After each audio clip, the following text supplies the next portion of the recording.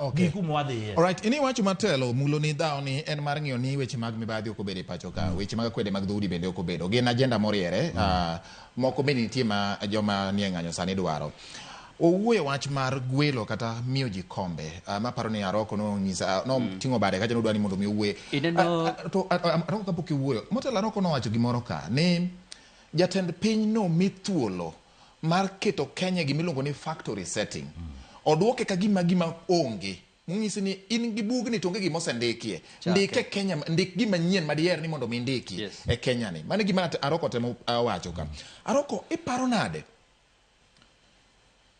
Iparo ni ang'o momiyo jatend piny ong'ado kata chal ka gima ong'ado e yo moro ma ok wang'eyo ni owacho kaluwore gi gima otimo ni is pleasing some other quarters kata otemo berore ne jomamoko. Ang'o momiyo pok okawo okang' kaka jatend piny kocho ni en ma en gi mandato mulo nowacho ka monuoyo mar rito piny ni kendo en ma ting' nie wiye. Ang'o momiyo mone ndiko gima winjo bed nondiko ni otas manyien momiyo. Gima paro matimore en ni appointments mar president gin gik ma nyaka bed consulted.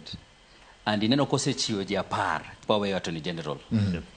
Koro en penjo ma kik warikni ane mondi wawe ane mondo miwa the balance, then we can address the issue. Iwinjo because sani wabiro wuoyo then kinyo timang'owa ochiwo those positions in respective areas wabiro wachang'o. Aroko wapenje wach moro gi wachno. Kenya nitiere gi dhoudi 42 ma ji oyango. In gi thuolo 22. Kisekawo abich imiyo oganda moro. Pod idong' gi thuolo 41. Yes. To odong' ji 10. Mikaro odong' ji 12. Dong' winjo gi nyisi ni sirkal e lach. There are other bodies ma pok obed appointed. Ma president most likely kosewuok e ang'owa, kosewuok e appointment mar cabinet gi to nyalo dhi appointments mar areas mamoko. Koro en issue mano kada wuoya unless now wabedo gi facts ni ng'anyo semika, that is when we can address it. Now, gimori wuoyo ka about Gen Zs. Remember, my generation mar during Kibaki regime, the people who went to school during that free education. Jogi nigi social awareness. They know their rights. They know what is not okay and what is okay. En manaki chako pango wang'o maka. Ing'eyo ni ka adhi kete oboke, ka adhi kete tumbo miumego. Koro jogi owacho nang'owa gichako gi reforms, the finance bill. The president brought it down. Iwinja? It does not mean koro ni ang'owa ni kikoro gipenja accountability.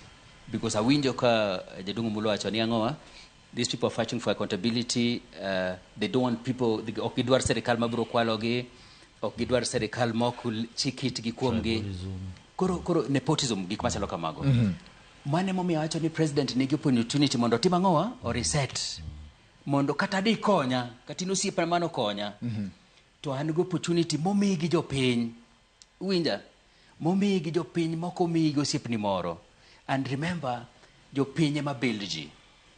Look at our party leader, Raila Odinga. Power ma en go en power mar jopiny ema omiye as a leader of Luo nation. Koro jopiny gi omiyo opportunity ni yawa gini osekethore. Duoke urane maber mondo ipange ine jatelo. Mane gima jogi dwaro. You don't need a leader mondo tim ang'owa mondo bio wach ni mae leader mar jogi mondo itim kod ang'o. To gik mipenji, gik midwaro ni tim. Waroko otieki. Openjo ka ni gik mipenji, gik midwaro ni tim to gin gik ma sensible. Again, President Ben en dhano. Uwinjo, okinyal kawa iketa e komsani, then itako basha from behind. Niti mati. He has to be given time to mondo consult gi jok mo consult go, because jimang'eny kaka Jakom, ng'at manigi 70% ok en ng'at minyalo brush off. Iwinja? 60%, 50% mago jok ma they must have a contribution into the running of the country. And kata president bedwani en president mariek manade. En nyako bed gi jok ma be advice ma correctly. Iwinjo? Jone jatelo ka ok ni kare, ka ni kare. To ok onyal yude kende kuom jok ma en gogo. Inyalo yude kata jok ma the dissenting voices. Iwinjo? Mano is my take. All right. Ing'eyo